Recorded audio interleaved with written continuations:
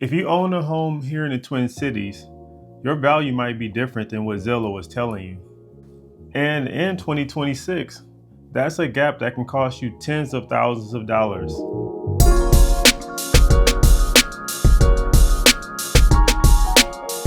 Hey guys, Cedric here, back with the SD Group Realtors here in the Twin Cities.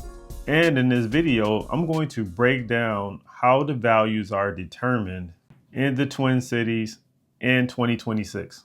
Also, what has changed in the market, plus understanding what your home would really sell for, not just with the algorithm guesses on your home's value. So let's get started. The question is, why is online estimates off? Online estimates like Zillow and Trulia and some of these other websites are based on averages, historical data, and assumptions of what they think your value is. What they cannot see is the condition of your home, layout issues, and street by street demand.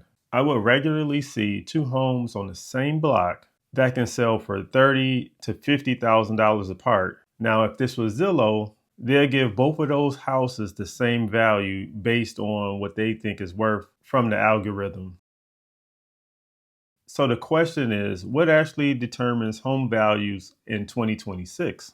In today's market, home values are determined by four different things. So one of the first things that we determine value in 2026 is micro locations. Buyers will pay a premium for specific blocks if you're in St. Paul and Minneapolis, school districts, and walkability depending on where your house is and the location to the amenities.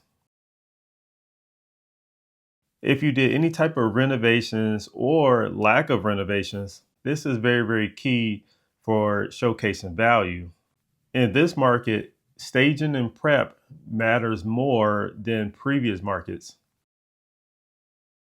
Fewer listings always doesn't mean higher prices if the buyers are just curious. The right price for your home will create curiosity. The wrong price will create resistance among buyers. This is the reason that pricing is a strategy, not a guess. And if you're assuming that the buyers will just pay whatever for your house, this is where we're going to have issues with selling your house down the road. So now I want to talk about some real mispricing examples. We recently reviewed some houses that's about $28,000 over what buyers are really willing to pay. Had the sellers trusted that number, they would have not missed the early momentum, which leads to them chasing the market down and end up netting less than what we originally would have talked about in the beginning had we got the pricing right. That's the reason why pricing matters so much. Instead, we need to price strategically, create some urgency so we can protect your bottom line. So now we want to know what the sellers should do next. And if you're watching this video, this applies to you. If you're even considering selling in the next 6 to 12 months, now it's time to understand your real numbers, not to rush, but to plan.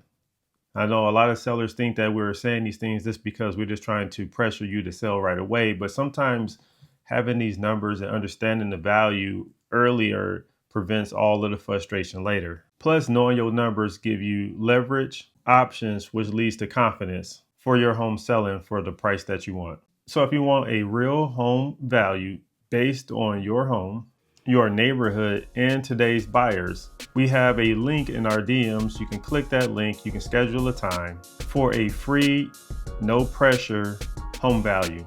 I'm Ced with the SD Group Realtors, and I will talk to you soon.